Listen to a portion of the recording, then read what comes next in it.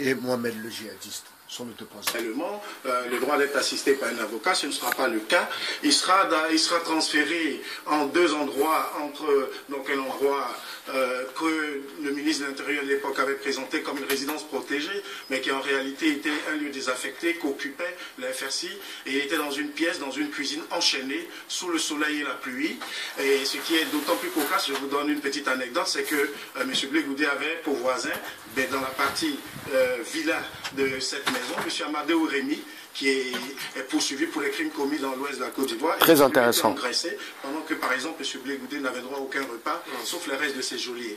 Et à la DST, effectivement, il y a une prison qu'on appelle le blindé, ou même des étudiants où M. Blé Goudé était déjà passé en tant qu'étudiant, et il le dit douloureusement, mais avec le sourire, quand je suis arrivé, j'ai reconnu l'un des commissaires, et je me suis dit que j'étais arrivé en enfer parce que je connaissais sa méthode. Chacun son tour.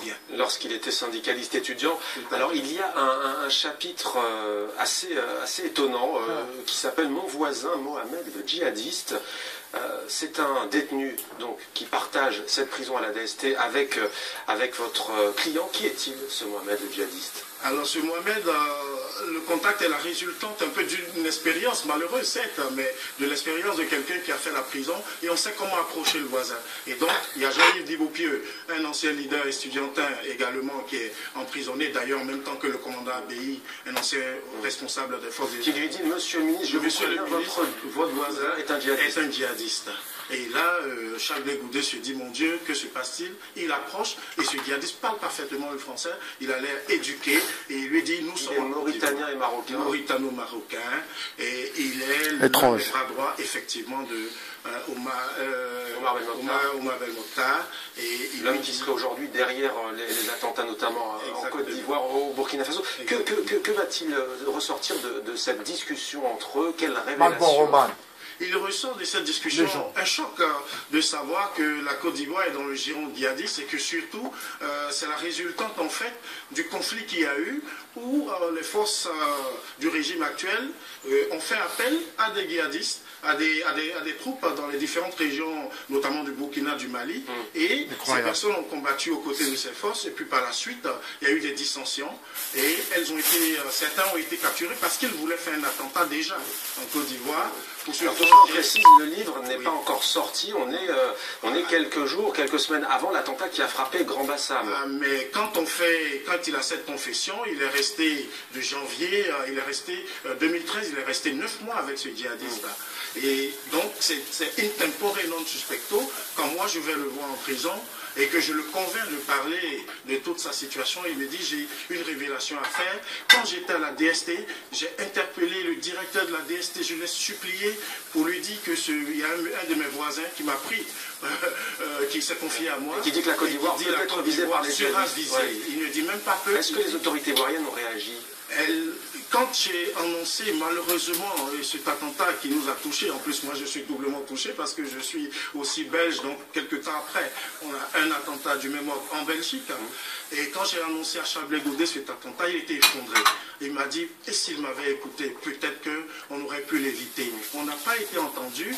Moi-même, un jour, quand on a su qu'ils avaient attaqué la frontière malienne, il m'a fait appeler, il m'a dit... on nous dit que les djihadistes sont au port de la Côte d'Ivoire, mais non, ils sont déjà dans nos maisons. Et aujourd'hui, est-ce qu'il y a une réaction à ces révélations de votre livre de la part du pouvoir ivoirien? Nous n'avons pas encore enregistré de réaction officielle, mais nous avons en tout cas des confidences qui corroborent ce que nous racontons. Alors il y a un autre homme qui apparaît, un certain Mustapha Chafi, c'est ce djihadiste Mohamed, qu'on découvre dans votre livre, qui parle de cet homme à votre client. Qui est ce Mustapha Chafi au juste? Je pense que moi je n'ai pas particulièrement besoin de parler de lui parce que la presse en fait large cas, et notamment lorsqu'il rentrait en Côte d'Ivoire dans le sillage de l'ancien président Blaise Compaoré. Et donc cette révélation permet de mettre à nu une mécanique qui était le commerce autour des otages. Puisqu'on dit que les otages... On dit que ce négociateur a notamment joué dans la libération d'Occidentaux, dont un Canadien. Il y a des écrits qui le corroborent. Il y a aussi un mandat d'arrêt contre lui de la part de son pays d'origine. Mais nous, ici, ce qu'on constate, c'est que M. Blaise Compaoré, qui était l'ancien président du Burkina, jouait un rôle de pivot dans l'accueil de ces djihadistes et de ces rançonneurs. Et sur le partage des sommes où on déclarait par exemple un montant, les djihadistes revendiquaient par exemple 1 million ou 2 millions, et puis leur négociateur en chef, M. Compaoré, lui, en demandait plus aux Occidentaux pour que les otages puissent libérer. Il y avait des échanges de bons procédés de ce point de vue. On pourrait vous dire que, pour utiliser un anglicisme, que du storytelling aussi, sur quoi repose tout ce récit? Au fond, cela n'engage que votre client et vous-même qui aujourd'hui portez sa parole sur la scène publique. Je suis avocat et au-delà de ma parole et de celle de mon client, nous n'avons pas pris le risque de faire cas de cette situation. D'abord parce que Blé Goudé était un homme d'État, il ne souhaitait pas que son pays soit pris dans ce péril, donc il a voulu en parler, il a fait savoir d'abord, comme je l'ai dit, et puis il le fait savoir par ce livre, mais en ce qui concerne maintenant le rôle joué par M. Compaoré, je crois que des rapports existent et des documents existent, et ils sont d'ailleurs à la portée de tout le monde. Est-ce que ça sera pris en compte, ça d'ailleurs, dans les procès à la fois de votre client et de celui de l'ancien président de la Côte d'Ivoire? Est-ce que vous avez évoqué par exemple ce témoignage Il est certain que, je ne dirais pas que nous l'évoquerons, mais en tout état de cause, le conflit ivoirien, par sa nature, est compris différemment par l'accusation par rapport à la défense, qui est l'accusation, en fait, une sorte de conflit ex nihilo entre des gens qui étaient des fous furieux et qui voulaient éliminer tous ceux qui n'étaient pas d'accord avec eux, alors que dans la reconstruction que nous avons faite lors des déclarations d'ouverture et pendant les témoignages, nous avons démontré qu'en fait, il y avait une attaque contre un pays souverain et que des gens se sont levés avec leurs mains et leurs paroles pour s'opposer à cette tentative. Le chantage aux otages. Un chantage aux otages. Et l'apparition de djihadistes en Côte d'Ivoire. Et le nom de Malboroman Mokhtar Ben Mokhtar. Mais que se passe-t-il? Il y a vraiment de vraies interrogations à se poser. Quand on apprend que des djihadistes ont été engagés pour participer à des coups d'État en Afrique, eh bien, il y a tout de même des questions à se poser.